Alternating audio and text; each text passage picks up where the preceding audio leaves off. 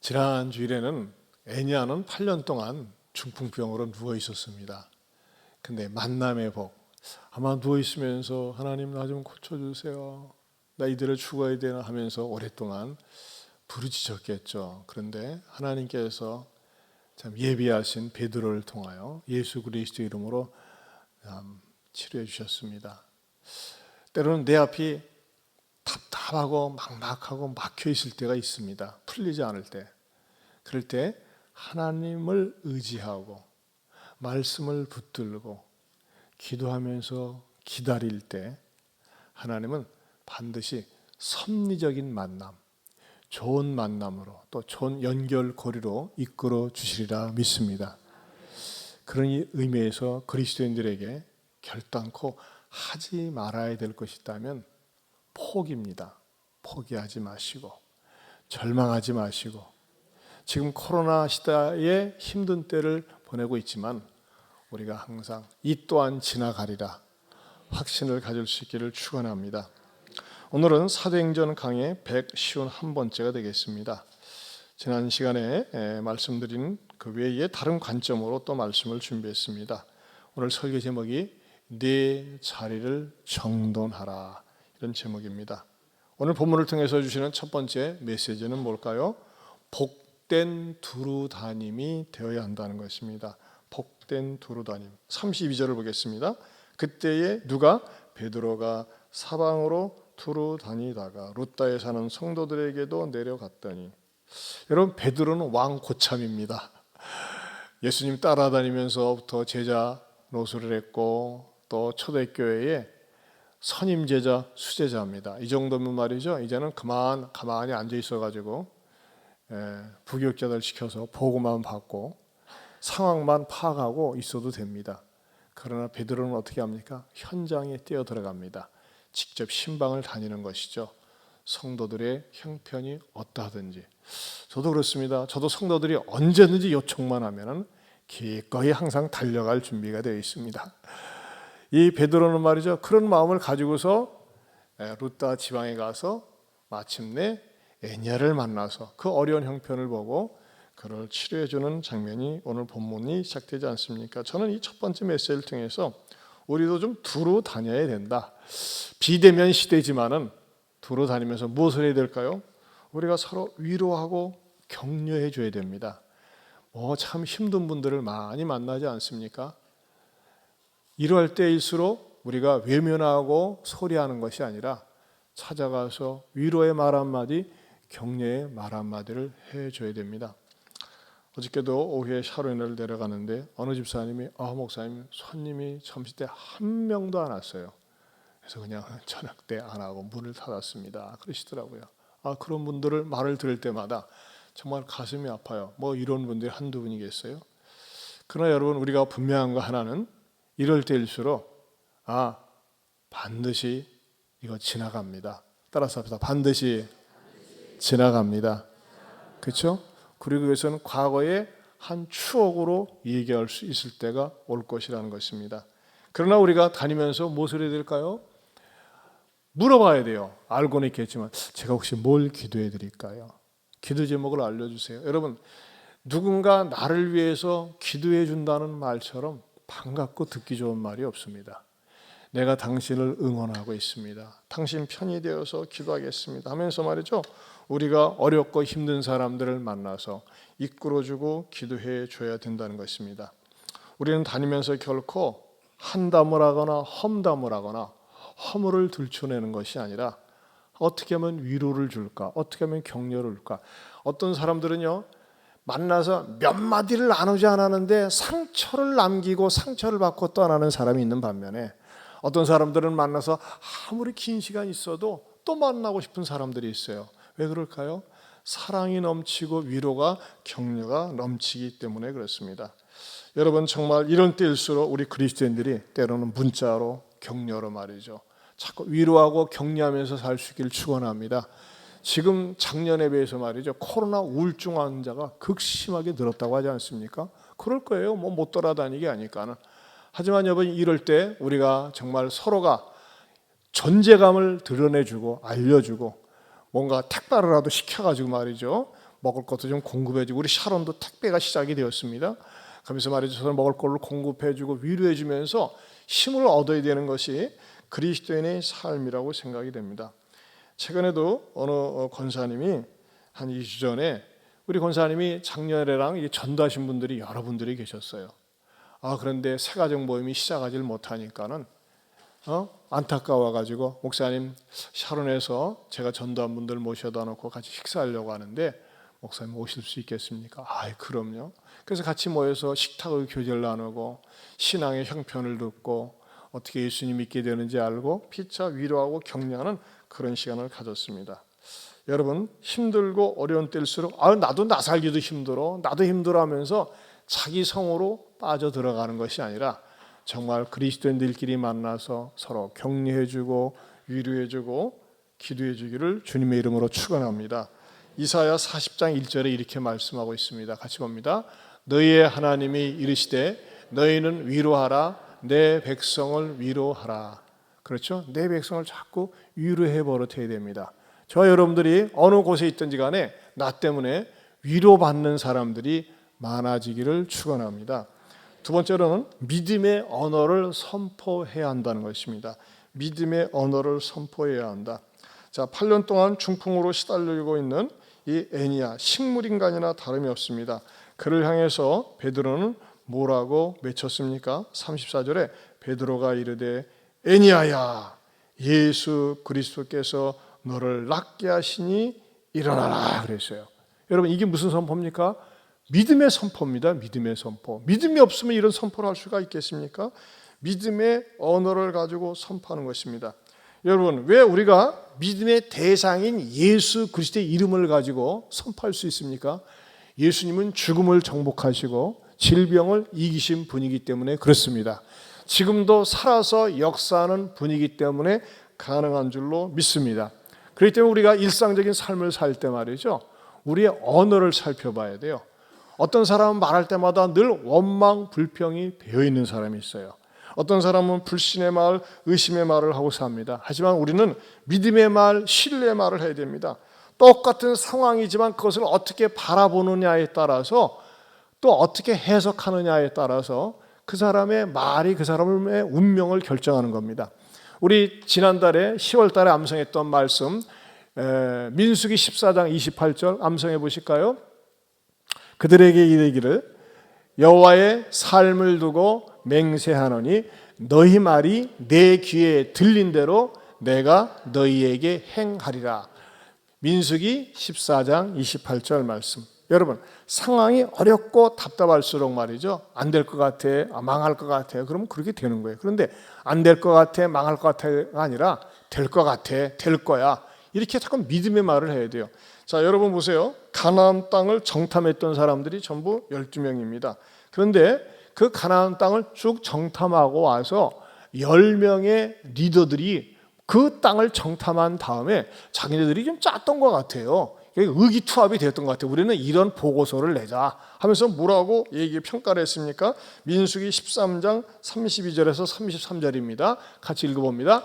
이스라엘 자손 앞에서 그 정탐한 땅을 악평하여 이르되 우리가 두루다니며 정탐한 땅은 그 거짓말을 삼키는 땅이요, 거기서 본 모든 백성은 신장이 장대한 자들이며 거기서 네피림 후손인 아낙 자손의 거인들을 보았나니 우리는 스스로 보기에도 메뚜기 같으니 그들이 보기에도 그와 같았을 것이니라.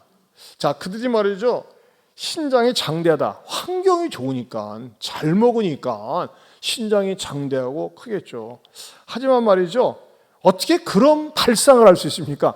그들이 볼 때 우리는 메뚜기 같아요. 메뚜기는 발로 밟으면 죽습니다. 손으로 탁 치면 죽어버려요. 어떻게 같은 사람인데 자기들을 갖다가 메뚜기로 보는 메뚜기 컴플렉스에 열등감에 빠졌을까요? 그들이 분명히 보았던 현상은 맞지만은 너무나 과장된 자기 열등의식에 사로잡힌 그러한 보고를 했다고 하는 것입니다. 근데 놀라운 사실은요, 민수기 13장을 이렇게 읽어보면요, 13장의 전체 속에 뭘 할애하고 있냐면 12명의 리더들, 정탐꾼들에 대해서 어떠한 지파 출신이고 누가 표표했는지 자세히 묘사를 하고 있어요. 왜? 그만큼 그 12명이 중요하기 때문에. 자그마치 말이죠, 12구절이나 하라고 있습니다. 한 사람에 대해서 12구절로 자세하게 그 이력서를 기록하고 있어요. 무슨 말이냐? 이만큼 12명의 리더들은 고르고 고른 사람이고 탁월한 사람들이다. 제가 볼 적에 이들이 광야 생활을 통해서 육체적으로도 단련되어지고 상황을 잘 분석하고 판단할 수 있는, 결정할 수 있는 그런 스마트한 그런 사람들이 바로 12사람들이었다는 것입니다.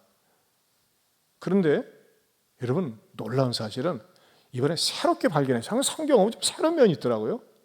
여러분, 그러지 않습니까? 가나안 땅이 큰 나라하고 또 사람들이 장대하다 그러면 12명이 40일 동안 몰려다니는데 수상하지 않겠습니까? 안 그래요? 보통 사람 같지가 않아. 12명이 빠릿빠릿하고 야무지고 근육질이고 대단해.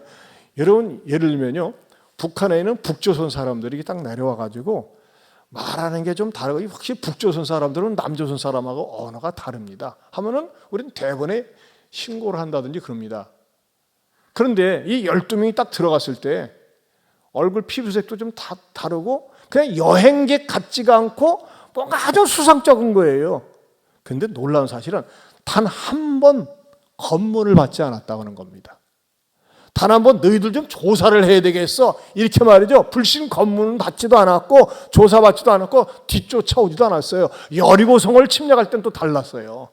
그러면 뭐예요? 무엇을 어떤 결론을 낼 수 있습니까? 아하, 이 가나안 사람들은 너무나 환경이 풍요로우니까 잘 먹어가지고 떡대는 좋고 체격은 무지무지하게 좋은데 뭐냐? 체격은 좋았지만 체력은 없다. 머리통은 컸지만 골빈당이다. 이렇게 판단할 수 있다는 것입니다. 그렇지 않았겠습니까?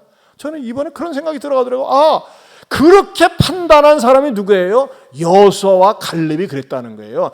10명 그들의 겉모습만 보고 지가 죽네, 못 싸우겠네, 우리가 밟혀 죽겠네, 우린 메뚜기네 그랬는데 이 두 명, 여호수아와 갈렙은 어떻게 똑같은 상황인데 해석을 이렇게 해서 표현을 했습니다. 어떻게? 자, 봅시다. 민수기 14장 7절에서 9절입니다. 같이 봅니다. 그 땅을 정탐한 자 중 눈의 아들 여호수아와 여분네 아들 갈렙이 자기들의 옷을 찢고 돌아다니며 정탐한 땅은 심히 아름다운 땅이라 여호와께서 우리를 기뻐하시면 우리를 그 땅으로 인도하여 들이시고 그 땅을 우리에게 주시리라. 이는 과연 젖과 꿀이 흐르는 땅이니라. 다만 여호와를 거역하지는 말라. 또 그 땅 백성을 두려워하지 말라. 그들은 우리의 먹이라. 그들의 보호자는 그들에게서 떠났고 여호와는 우리와 함께 하시느니라. 그들을 두려워하지 말라. 이전 성경에는 그들은 우리의 밥이라 그랬어요. 여러분, 먹이다 밥이다 뭐예요? 덩치가 크니까 싸워도 뭐예요? 화살을 쏘도 체계 크니까 잘 맞아. 그러지 않겠어요? 또 덩치가 크니까 칼 휘둘러도 더 잘 맞아. 한마디에게서 여호수아가 그들은 우리의 먹이다 밥이다 그랬어요. 똑같은 상황인데 10명의 사람들은 우리는 메뚜기야, 메뚜기 우리는 말이야 볶아서 죽이면 나갈 거야. 우리 옛날에 어려서 메뚜기 많이 볶아서 먹었잖아요. 우린 그 정도 수준 몇 개 안 돼. 그러나 두 명은 저것들은 우리의 밥이라니까. 여러분, 어떤 생각을 가지고 어떻게 표현하느냐에 따라서 운명이 결정을 해요. 그러면서 그 10명의 사람들은요, 가나안 땅에 사는 사람들 59만 9,998명에게 죄다 전염이 돼가지고 다 절망하고 밤새 통곡하고 울면서 벌을 받아서 40년 동안 그 땅에 삥삥 돌다가 다 죽고 말았어요. 딱 두 사람만 생존하게 됐어요.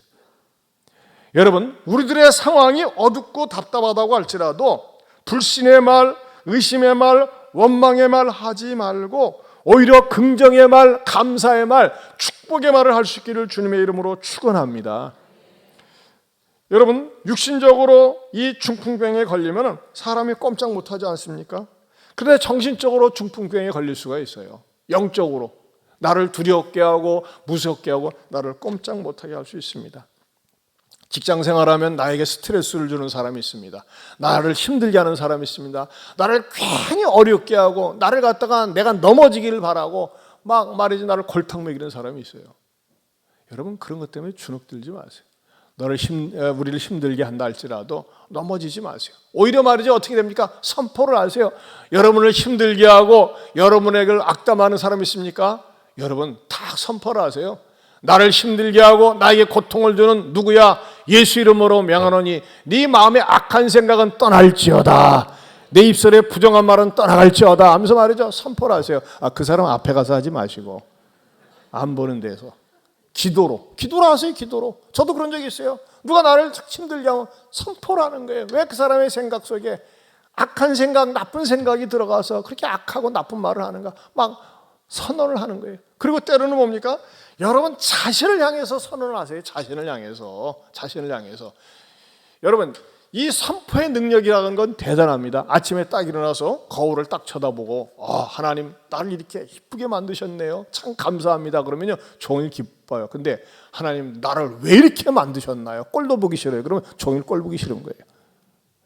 여러분 자신이 낙심천만하고 절망 가운데 있을 때 주하나 내가 어찌하여 낙심하느냐 절망하느냐 하면서 여러분 스스로를 향해서 외치세요. 왜? 시편 기자가 그렇게 했어요. 시편 43편 5절에 이렇게 말씀하고 있습니다. 같이 봅니다. 내 영혼아 내가 어찌하여 낙심하며 어찌하여 내 속에서 불안하여 하는가? 너는 하나님께 소망을 두라. 보세요. 시편 기자가 그가 나타나 도우심으로 말미암아 내 하나님을 여전히 찬송하리로다. 집사님 다시 한번 띄워주셔서 보세요. 43편 5절에 앞부분에 보면 내 영혼아 내가 어찌하여 그랬잖아요. 내 영혼을 향해서 얘기하는 거예요. 무슨 말이냐? 여러분 그건 체면이 아니에요. 말씀을 가지고 내가 나를 힘을 주는 거예요. 내가 나를. 여러분들이 어렵고 힘들 때 말이죠. 낙심될 때 말씀을 가지고 주 하나 낙심하지 말아라. 순서봐 낙심하지 말아라. 아멘 노멘. 낙심하지 말라는 거예요. 국현아 낙심하지 말아라. 화수가 낙심하지 말아라 하면서 내가 내 이름을 내고 말이죠. 여러분이 선포하고 선언할 때 하나님께서 담력을 주고 용기를 줄 줄로 믿습니다. 앞에 앉으신 분들이 로얄석이라니까. 여러분 어떤 일이 있어도 무슨 일이 있어도 낙심하지 말고 믿음의 언어 선포할 수 있기를 주님의 이름으로 축원합니다. 세 번째로는요. 즉각적인 반응이 역사를 일으킨다는 것입니다. 자 보세요. 33절에 중풍병으로 침상에 누운 지 8해라 그랬어요. 그러니까 베드로가 이르되 에니야야 예수 그리스도께서 너를 낫게 하시니 일어나라 내 자리를 정돈하라 하는데 뭐였어요? 곧 일어나니 그랬어요. 거기다 줄을 쳐보세요. 곧 일어나니. 여러분 좋은 일을 당하고 만났을 때 이 반응이 중요합니다. 이 즉각적인 반응. 여러분 보세요. 분명히 이 애냐는 8년 동안 꼼짝 못한 중환자였어요. 여러분 이 뇌경색이 심하면 언어 기능도 마비가 됩니다. 그러면요. 이럴 수도 있잖아요. 베드로가 예수 그리스도가 너를 낫게 하신다 했을 때 아이고 헛소리하고 자빠졌네. 예수님 지금 여기 어디 계셔? 예수님이 나도 예수 믿는데 예수님 죽으셨다가 다시 살아나서 부활하셨잖아. 지금 여기 없잖아. 아이고 웃기고 있네. 그래 보였어요. 이 중풍병자가 예수님 어디 계셔? 그런 일이 일어날까? 너 지금 나 놀리는 거야? 그러면서 반응을 안 보였어 보세요. 그럼 베드로의 선포는 뭐예요? 허풍이 되는 거예요. 그런데 베드로가 예수 그리스도가 너를 낫게 하신다니까 뭐예요? 곧 일어났어요. 반응을 보인 거예요. 반응을. 여러분 말씀을 들을 때 내 마음에 감동이 될 때 반응을 보이길 바랍니다. 여러분 이 반응이라는 게 그 사람의 태도를 결정합니다. 반응을 보일 때 말이죠 역사가 일어나는 거예요. 여러분 아이들은 잘 웃습니다. 또 청소년들은 아무것도 아닌 일에 막 깔깔대고 잘 웃고 반응을 잘 보여요. 제가 목양실 4층에 있는데 오후 4-5시쯤 되면요, 부천중학교에서 애들이 떠들고 웃는 소리가 목양실 4층까지 다 들려요. 와 하고 웃기도 잘하고 막 보면 요즘 애들이 거쳐라 가지고 막 이 욕도 잘하고 그러는데 어찌됐든지 간에 애들 특징을 보니까 반응을 잘 해요. 그런데 나이 먹을수록 젊거나 늙거나 상관없이 반응이 없는 사람은 이미 정신적으로 확 폭삭 늙은 거예요. 그런 사람은요, 역사가 안 일어나요. 무엇보다도 하나님의 말씀을 들을 때 아멘 아멘 하며 반응을 보일 때 하나님의 말씀이 살아서 내 심령 속에, 내 삶 속에 역사를 일으킬 줄로 믿습니다. 여러분, 이 자리에는 육신의 중풍병자는 없어요. 그러나 영적인 중풍병자, 마음의 중풍병이 있어요. 여러분, 중풍병에 걸리면 어떻게 될까요? 피가 안 돌아. 피가 안 도니까 몸이 차갑습니다. 여러분, 영적인 중풍병자, 마음의 중풍병자 어떻습니까? 마음이 차갑습니다. 마음이 냉랭해요. 찬송을 불러도 감동도 없고 미지근하고 아무렇지도 않아요. 우리 호산나 찬양대는요, 보면 이 정말 찬양을 부를 때 열정적으로 불러요. 그냥 온 몸으로. 그냥 그 표정만 봐도 은혜가 돼. 할렐루야. 여러분들 한번 표정을 유심히 보세요. 다음부터 표정 반응 없는 분들은 좀 회개해야 되겠죠. 아니에요. 우리가 하나님 앞에 감사, 찬양을 반응을 볼 때 하나님께서도 말이죠, 상대적이기 때문에, 인격적이기 때문에 반응하는 것만큼 은혜를 주신다고 하는 것입니다. 무엇보다도 말씀에 대한 반응을 보이세요. 지난 주간에 우리에게 어느 권사님이 전도를 많이 이렇게 하셨기 때문에 제가 속한 칼렛에서 디사이플 기자가 문자가 왔어요. 목사님 교회에 전도를 열심히 하셨던 분 이렇게 원고를 좀 청탁하고 싶습니다. 좀 연락처 좀 알려주세요 하면서 저한테 이렇게 문자가 왔어요. 그래서 제가 어느 권사님한테, 권사님, 이 기자가, 디사이플 기자가 문자가 갈 텐데 연락을 할 텐데 권사님 좀 거기에 수긍하셔가지고 원고를 써주시면 좋겠습니다 하면서 이렇게 문자를 보냈어요. 그랬더니 즉시로 문자가 안 왔어요. 근데 조금 기다리다 와가 보니까는 주님께서 문자가 왔는데, 목사님, 제가 연락이 늦어서는 미안해요. 실은요, 제가요 지난주일 목사님 설교 가운데 백문일답 듣고 너무나 감동이 되어서 내가 한번 직접 그것을 갖다가 펜으로 적고 있었어요. 적으면서 유튜브를 반복해서 들으면서 적는데 얼마나 가슴이 뜨겁고 좋던지. 사실 여러분, 백문일답 그 내용 속에, 백문 속에 모든 신학적인 뿌리가 그 속에 다 담겨져 있습니다. 그러면서 우리 권사님이 말이죠, 그 적은 것을 갖다가 노트를 갖다가 저한테 사진을 찍어서 보내주시더라고요. 한번 보세요. 쫙. 그리고 이제 끝까지 다 보이기 시간이 없으니까 마지막 페이지 자 이렇게 적어서 보내주시는데 저도 가슴이 뜨겁더라고요. 여러분, 한번 여러분이 시간을 내셔가지고 한번 백문, 무엇이 예수님에게 답인가? 그럼 한번 여러분들 적어보세요. 적는 가운데, 순종하는 가운데 가슴이 뜨거워지고 역사가 일어나고 회복이 되고 치료가 될 줄로 믿습니다. 여러분, 우리의 시대를 치료하실 수 있는 분은 누구십니까?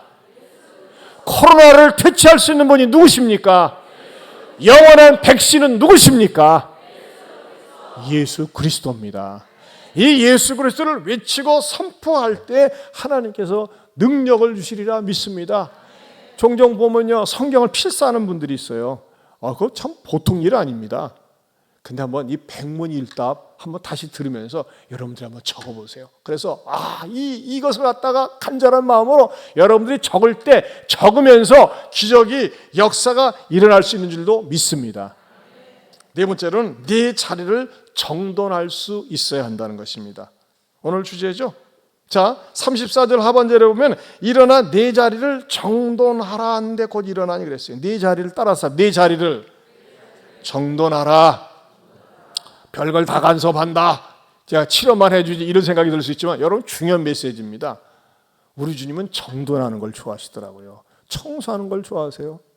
만왕의 왕이신 우리 예수님께서 보리떡 5개와 물고기 2마리 가지고 5,000명, 한 2만 명 이상 먹였으면 그것으로 미션 끝인데, 야, 얼마나 남았나 좀 주워볼래? 모아볼래? 청소해볼래? 그걸 청소하고 모았기 때문에 12광주리가 남은 거 아니겠어요? 여러분, 그리스도인들은 환경 정리를 잘해야 됩니다. 자, 이 베드로가 애니한테 내 자리를 정돈하라고 합니다. 내 자리를 내가 정돈하라는 거예요. 여러분, 중환자로 오랫동안 누워있으면 본의 아니게 게을러집니다. 만사가 귀찮습니다. 손가락 하나 움직이기가 싫어요. 그렇지 않습니까? 그럼 어떻게 됩니까? 자연히 주변이 어둡고 지저분하고 냄새가 나죠. 그리고 다른 사람이 그걸 치워줘야 됩니다. 이것이 오래된 환자의 특징 아니겠습니까? 그런데 베드로는 뭐라고 얘기하고 있어요? 내가 내 자리를 정돈하라고, 고침받고 났으니 치우라고 명령하고 있는 것입니다. 여러분, 이 정돈의 삶, 이건 그리스도인에게 필요합니다. 짐승과 사람의 차이점이 뭘까요? 여러분, 애완견, 고양이 키우잖아요. 그렇게 오랫동안 데리고 키우고 품에 품고 자고 뭐 빨아주고 끌고 다니고 하지만 항상 똥 쌀 때는 쫓아다니더라고요. 지가 똥 싼 거 지가 못 쳐요. 내가 싼 똥이니까 치워야지 하면서 발길을 팍팍 차면서 말이죠. 쓰레기통에다 던져놓던가요? 못합니다. 짐승과 사람의 차이는요, 자기의 삶을 정리할 수 있다는 거예요. 짐승은 말이죠, 자고 눕고 싸고 노는 곳은 구분이 없습니다. 그러나 사람은 어떻습니까? 청소할 줄 알고 정돈할 줄 압니다. 선진국일수록 깨끗합니다. 후진국일수록 지저분합니다. 여러분, 이것에서 주는 영적인 중요한 교훈이 있습니다. 그것은 무엇일까요? 저는 이것을 새삼스럽게 깨달았어요. 첫째는 예수님이 이 땅에 오셔서 죄악을 정돈해 주셨다는 겁니다. 엄청난 신비예요. 여러분, 마음에 있는 죄가 드러난 게 환경으로 나타납니다. 지저분하게 살고 더럽게 살고 추하게 사는 거예요. 마음에서 나오는 것이. 근데 여러분, 마음 속에 있는 감추어진 죄악은 얼마나 더럽고 지저분합니까? 온갖 탐욕과 정욕과 음란함과 시기, 술수, 미워하는 거, 살인하는 거, 이것은요, 눈에 보이는 더러운 환경보다도 더 더럽고 지저분하지 않습니까? 하나님께서 세상을 아름답게 만드셨는데 사람들이 생각하는 것이 악하고 악한 것이 표현이 되니까 너무나 세상이 오염되어 있어요. 그래서 한 번에 하나님께서 대청소를 해야 되겠다 하면서 싹쓸이한 사건이 뭡니까? 노아의 홍수 사건입니다. 세상을 싹 쓸어버렸어요, 그냥. 그리고 나서 하나님께서 너무나 가슴이 아프니까 안 되겠다 싶어가지고 무지개를 주시면서 두 번 다시는 내가 물로 청소하지 않지. 그러면 인간들이 교훈을 얻어야 되는데 계속해서 방탕하게 죄를 짓고, 특별히 남자가 남자를, 여자가 여자를, 동성애가 극에 달했을 때 하나님께서 안 되겠다 싶어가지고 뻔때를 보여주기 위해서 어떻게 합니까? 불로 싹쓸이합니다. 소돔과 고모라를.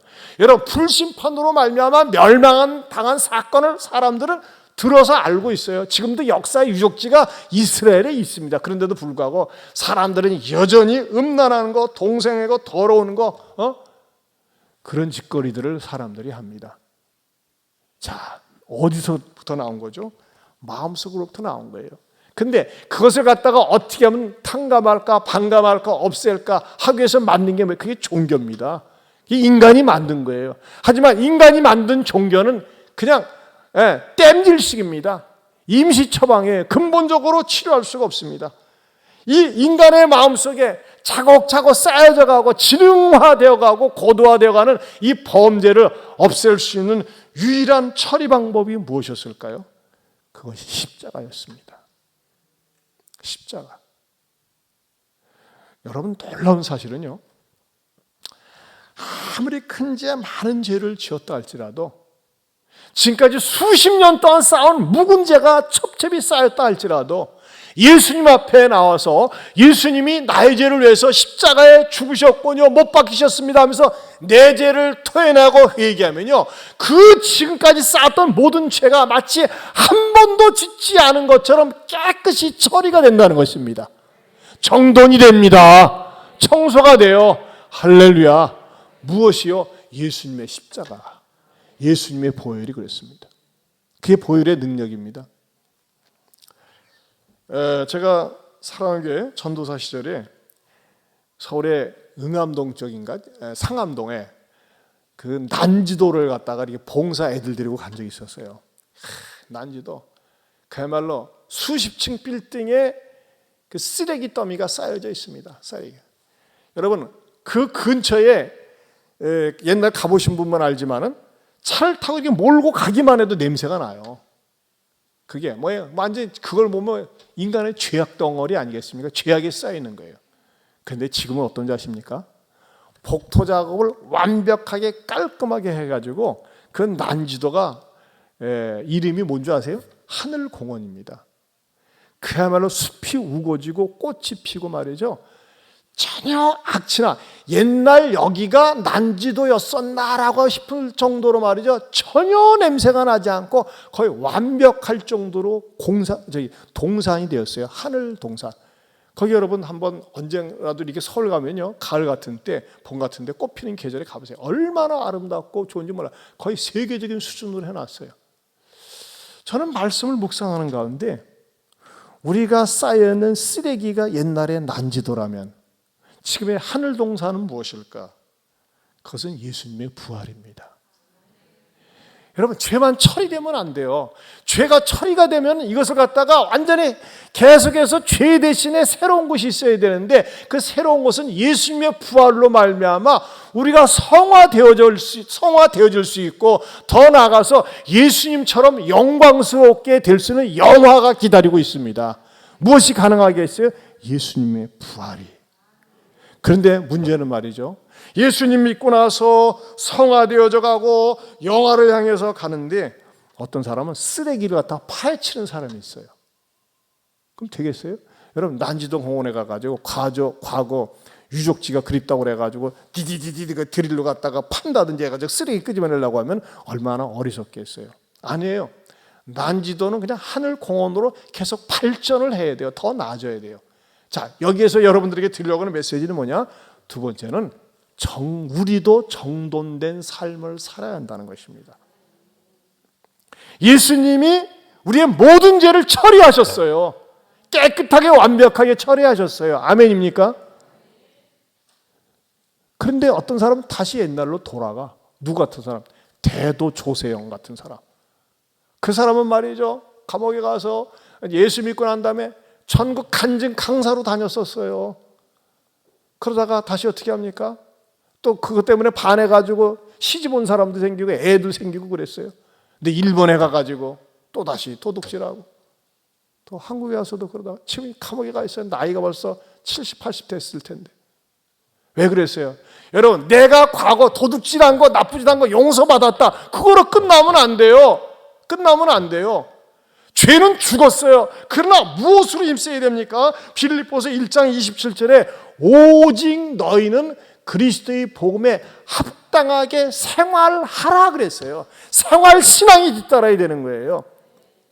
주님을 닮으려고 그래야지 자꾸 가끔 옛날에 쓰레기 버렸던 거 쓰레기장 가려고 하면 되겠어요? 아니에요. 우리는 말이죠, 복음에 합당하게 생활하려고 하는 그런 몸부림, 성화 과정이 있어야 됩니다. 내가 날마다 죽어야 됩니다. 옛것을 버려야 돼요. 과감해야 됩니다. 여러분, 옛것을 버려야 된다고 하는 거, 쓰레기와 같은 삶을 버린다고 하는 것은 과감한 결단이 필요한 것입니다. 지난주 수요일 날 우리 박종국 에티오피아 선교사님이 오셨잖아요. 27년 동안 에티오피아에서 선교하시다가 오셨어요. 여러분, 이런 귀한 분들이 온다고 할 때는 좀 오세요. 수요일 날 같은데 얼마나 은혜를 또 끼쳤습니까? 근데 우리 선교사님이 선교 보아가는 것 가운데 아주 감동적인 사건 하나가 있어요. 그건 뭐냐면은 그 에티오피아 사람 가운데 무슬림 회교도 신자가 있었어요. 그런데 아내가 셋이야, 아내가 셋. 근데 그 에티오피아에서는 그런 데네요. 결혼을 하려고 하면은 소가 60마리 내지 80마리 정도의 혼수품을 말하자면 장인 장모님 댁에 기증을 해야지만 아내를 데려올 수 있대요. 저는 소 한 마리도 없었는데, 그리고 엄청난 대가를 지불하는 거예요. 그러니까 아내를 셋 정도 둘 정도면 물질적으로 부유했고 대가를 지불했어요. 근데 이 사람이 예수 믿고 복음을 받아들인 다음에 아내 둘을 돌려보낸 거예요. 첫 번째 아내만 자기 아내로 모시고, 그다음에 둘째, 셋째는 뭐예요? 다시 시집갈 수 있도록 배려하고 한 푼도 받지 않고 잘 살 수 있도록 한 거예요. 여러분, 그 무슬림 세계에서 볼 때 다른 사람들 볼 때 얼마나 바보 멍충입니까? 너무나 아까워. 소 100마리. 그리고 무슬림 사회 자녀가 많을수록 재산이거든요. 그런 걸 다 포기하고 예수 믿겠다고 하는 거예요. 그리고 이 예수 믿겠다고 하는 이 사람, 합탐을 하는 사람인데, 이 사람은요, 알고 보니까요, 제가 선교사님한테 이 사람 정보를 좀 더 달라고 그랬어요. 했더니 선교사님이 자료를 보내왔는데, 이 사람은 장학생으로 선발되어서 사우디에 가서 이슬람 학교를 다니면서 유학 가가지고서 이슬람의 이맘으로, 지도교사로, 말하자면 이슬람의 거의 목사 수준으로 자격증을 받아가지고 에티오피아 왔었대요. 출세한 거죠. 그런데 그가 길거리에서 나눠주는 전도지를 받아들고, 야, 내가 이 이슬람이 허무하고 잘못된 곳이구나, 성령님 역사죠, 깨닫고 나서, 그리고 와서 신학교에 들어와 가지고 지금은 목사님이 되셨어요. 그 사진도 보내주시더라고요. 저는 이분에 대한 간증을 들으면서 얼마나 대단한 결단 아니겠습니까?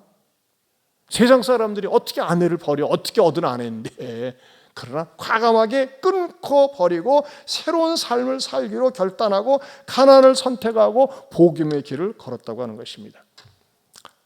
여러분 가운데는 이런 처지에 있는 분은 없습니다. 하지만 여러분, 우리가 예수님을 믿으면서 복음에 합당한 생활, 정리를 할 게 있어요. 정돈을 할 게 있어요. 그게 뭘까요? 거친 언어 생활 정돈해야 됩니다. 잘못된 놀이문화 정리해야 됩니다. 여러분, 잘못된 신앙생활 정리해야 됩니다. 내가 주님 말고 다른 것에 탐닉하는 것, 놀이나 술이나 담배나 또 아직 끊지 못하는 것, 그런 거 정리해야 됩니다. 특별히 무엇을 좀 정돈해야 될까요? 좀 성격을 좀 정리해야 돼요. 성격. 어떤 분 너무 성격이 개성이 강해. 개 같은 성질을 개성이라고 하는데, 말이죠, 그런 말 한 번씩 들을 때 말이죠, 어때요? 아니, 당신은 교회 다닌 지 그렇게 오래되었는데 성질은 여전히 더러워. 칭찬 아니에요. 더럽다는 건 뭐예요? 더럽다는 거예요. 그런 말을 들을 때 하나님의 음성으로 듣고, 맞아, 나는 왜 이렇게 성질이 더럽지? 성질이 이렇게 고약하지? 왜 내가 저런 말을 들어야 되지? 하나님 앞에 회개해야 됩니다. 회개하면서, 주님, 내가 아직도 저렇게 평가받을 정도로 잘못되었네요. 정리되게 하여 주시옵소서. 물질 문제에 깨끗하지 못한 거 정리해야 됩니다. 하나님 앞에서 내가 정리를 하면서 정돈된 삶을 살 때 어떤 역사가 일어납니까? 여러분, 왜 하나님께서 애니아를 고쳐주시고 치료해 주십니까? 여러분, 성경에서는요, 하나님께서 의술도 주시고 또 구제도 주시지만 목적이 있습니다. 단순히 고쳐주고 부자 되게 하는 게 목적이 아니에요. 목적이 뭡니까? 다섯 번째로, 치유의 목적이 주께로 돌아오게 하는 것입니다. 주께로 돌아오게 하는 것. 35절을 읽어보겠습니다. 같이 봅니다. 시작. 룻다와 사론에 사는 사람들이 다 그를 보고 주께로 돌아오니라. 다 그를 보고, 다 여러분을 보고, 이야, 정말 사람 달라졌네, 변화되었네. 옛날에는 악하고 못되었는데 사람이 저렇게 달라지다니. 나의 달라진 모습, 정돈된 모습을 보고 예수 믿을 수 있는, 그야말로 영혼을 끌어당기는 영끌, 세상적인 영끌이 아니라 영혼을 끌어당기고 싶은, 전에는 말이지 개차반으로 살았는데 저렇게 사람이 착해져. 성질 못되었었는데 저렇게 온순해져. 나도 저 사람이 믿고 있는 예수님 믿고 싶다. 이 매력을 느끼게 만들어야 됩니다. 그것이 어떤 삶이에요? 그것이 정돈되어진, 정리된 삶이라고 하는 것입니다. 여러분, 기독교는요, 가난한 사람이 부자 되게 해주옵소서, 병든 사람 고치게 해주시옵소서, 그것도 일종의 기도 제목의 리스트에 들어는 갑니다. 그러나 궁극적인 목적은 뭡니까? 질병이 고침받고 가난한 사람이 부유해지고 형편이 좋아진 것이 목적이 뭐예요? 예수 그리스도께로 인도하는 것입니다. 사랑하는 성도 여러분, 정말 성령님께서 저와 여러분에게 오늘 말씀을 통하여서 깨닫게 해주시고 은혜 주시기를 축원합니다. 어려운 시대에 살고 있지만 만나면서 피차 사랑과 격려를 나누면서 살아야 됩니다. 사람들이 안 될 것 같아, 망할 것 같아, 그래도 아니야, 이 가운데서 하나님의 뜻이 있어. 믿음의 언어를 선포할 수 있기를 축원합니다.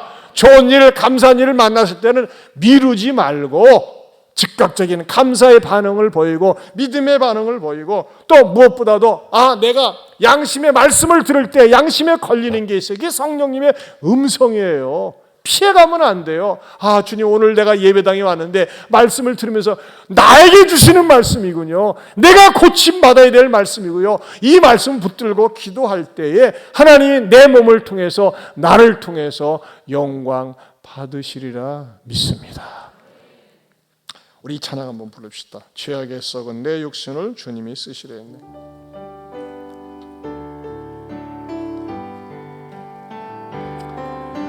죄악에 썩은 내 육신을 주님이 쓰시려 했네. 죽음의 덫에 걸려있는 몸 주님이 쓰시려 했네.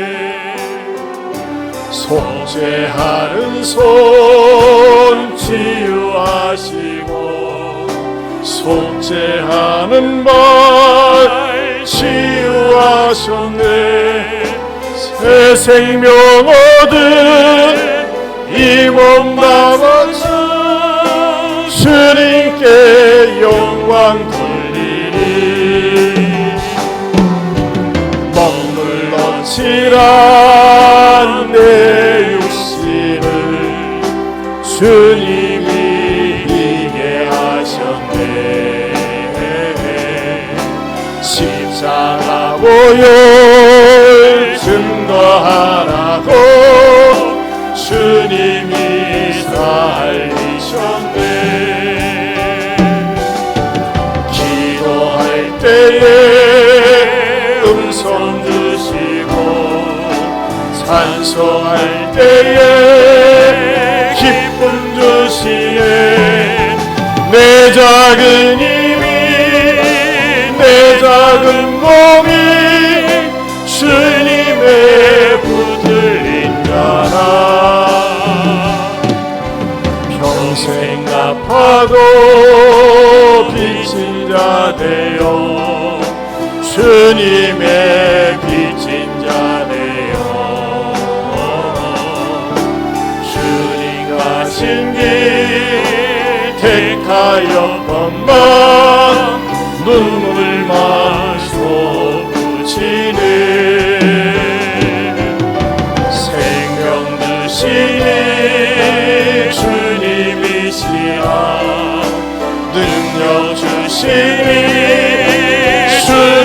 주님이시라. 말씀 전하여 복음 전하여 주님의 빛을 담으리. 아멘. 우리 주신 말씀 붙들고 같이 기도하기 원합니다. 여러분, 말씀을 듣는 가운데 찔립니까? 찔려야 됩니다. 찔리는 게 바로 영적으로 살아있다는 신호입니다. 여러분, 여러분의 삶이 정돈되어 있나요? 영적으로 정돈되어 있나요? 가정적으로도 정돈되어져 있어야 됩니다. 내 삶도 정돈되어져 있어야 됩니다. 하나님, 내가 아직 정돈되지 못한 거 정돈될 수 있도록 결단을 주시고 생활신앙이 서게 하여 주시옵소서. 우리 주여 한번 부르고 통성으로 기도합니다. 주여, 하나님 아버지 감사합니다. 참으로 우리가 하나님 아버지 앞에서 변화되고 새로워져야 됩니다. 주여, 이 가운데서도 주님 영적으로 정신적으로 심령으로 질병에 있는 분들 어루만져 주시고 고쳐주시옵소서. 그러면서도 하나님 앞에서 아버지 하나님의 일어나고 말씀에 순종하고 말씀의 반응을 보이면서 고침받고 나음받는 우리 모든 성도들 되게 해주시옵소서. 성령님 함께하여 주시옵소서. 어려운 때에 피차 서로 사랑과 사랑을 격려하며 살게 해주시고 믿음의 말을 하게 해주시옵시고 항상 좋은 반응을 보이면서 살 수 있는 우리들의 삶이 될 수 있도록 아버지 역사하시고 축복하여 주시옵소서. 삶이 정돈되게 균형 잡히게 하여 주시옵소서. 나로 말미암아 예수님의 사랑을 알으시옵소서.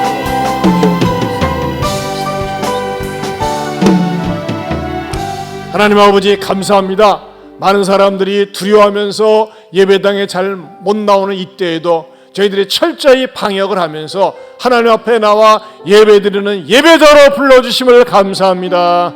주여, 이 온라인으로 또 예배 드리는 분들이나 현장으로 예배 드리는 분들 모두 마음속에 성령님 함께하여 주시옵소서. 육신의 질병이나 마음의 질병 갖고 있는 분들이 있다면 주님 어루만져 주옵소서. 나사렛 예수 그리스도의 이름으로 명하노니 나를 힘들게 하고 지치게 하는 질병은 떠나갈지어다. 주님 말씀을 통하여 내 삶이 정돈되어지고 정리되어지는 복되고 균형 잡힌 성도의 삶을 사는 우리 모두가 되게 하여 주시옵소서. 이제는 우리 주 예수 그리스도의 은혜와 하나님 아버지의 변함이 없는 사랑과 성령님의 감화감동 교통하심의 은혜가 오늘 주신 말씀처럼 정돈된 균형 잡힌 그리스도인의 삶을 살겠노라고 다짐하는 모든 성도들 위해 영원토록 함께 있을지어다. 아멘.